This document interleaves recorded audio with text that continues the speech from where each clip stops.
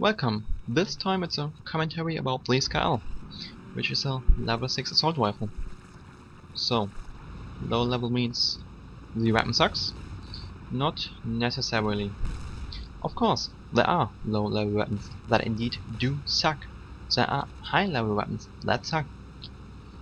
There are high level weapons that perform good, LSAT is high, and there are low level weapons that perform good. So in the end, it only depends on the characteristics of the individual weapon and nothing else. Now, Play4Free has some similar and even equal statistics compared to other assault rifles. So I will go through them first and then take a look at what makes Play4Free actually different. Okay, first of all, rate of fire. 900 rounds per minute before modification and 600 rounds per minute after modification. Pretty average.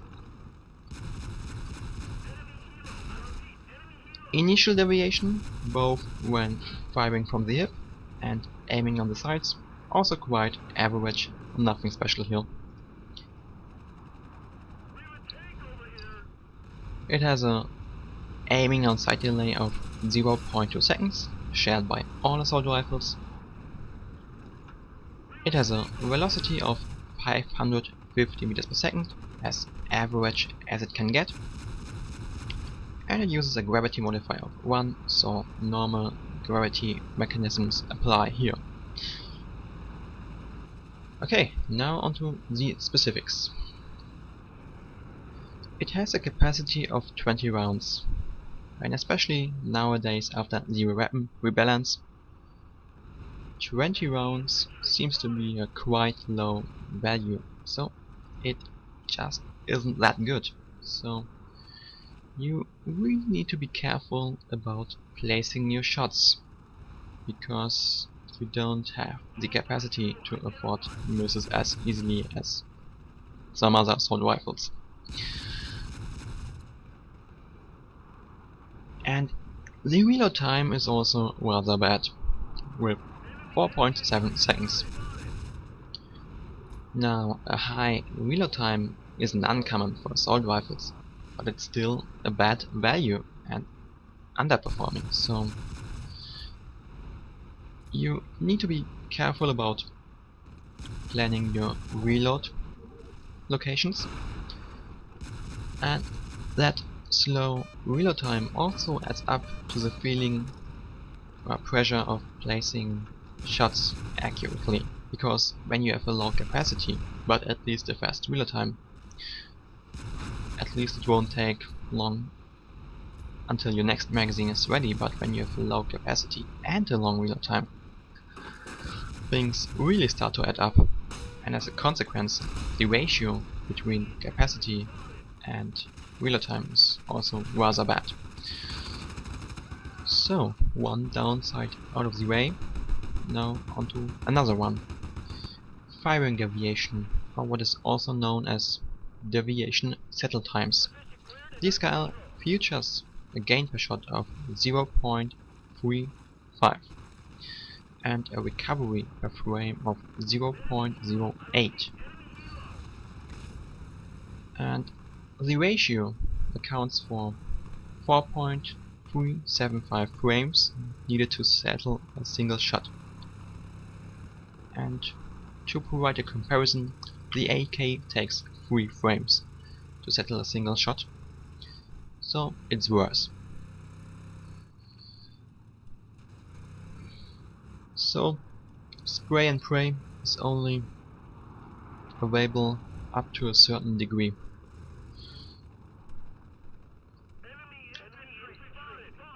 So, close quarter combat, where you will be firing at your maximum rate of fire, is not ideal for Play4Free. It's possible, and especially for one-on-one encounters where you are busy with one target and have some time to settle deviation until you focus on the next target, it's okay, but for multi-group engagements it's not suited.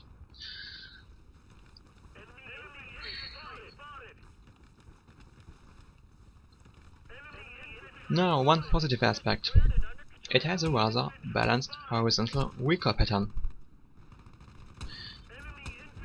Horizontal recoil values account for minus 0.8 and 0.8, whereas the AK has minus 0.7 and 0.9, which means on average it pulls more to the left. And the SKL, with that balanced horizontal recoil pattern, it makes it more comfortable on long range to adjust for your shots. And you can enhance that by adding a stabilized stock, which makes the horizontal recoil even more predictable. So that's definitely where it has a plus. And when you take a look at the damage, it features a quite nice damage, and especially noteworthy, it has a minimum damage on long range of 19. In combination with Viper magazines, you are able to achieve a minimum damage of 25.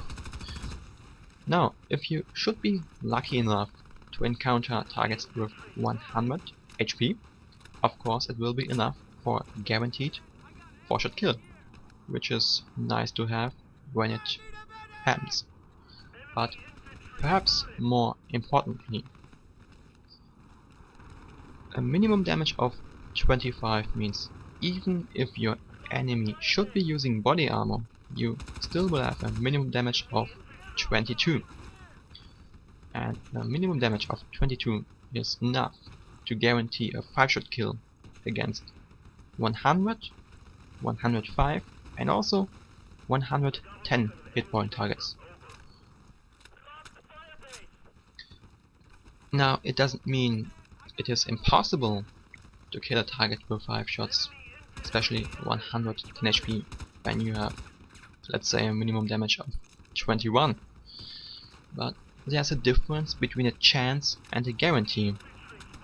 A chance, even if it is a high one of, let's say, 80 or 90%, you still have that feeling of it might potentially not be enough in that particular situation. It might, and instead of X, it might take me X plus 1 shots. So you, for example, when you need 4 shots in 80% of the cases and in 20% of the cases 5, you have to use 5 shots anyway to be sure. But with a guarantee, let's say, yeah, guarantee of 5 or 4 shots, you can calculate with that amount of shots every time. So you simply know, for example, with a damage of 25 against 100 HP, okay, it will take me 4 shots every time, or a damage of 22 is enough for 5 shots against all targets every time. So it is more reliable.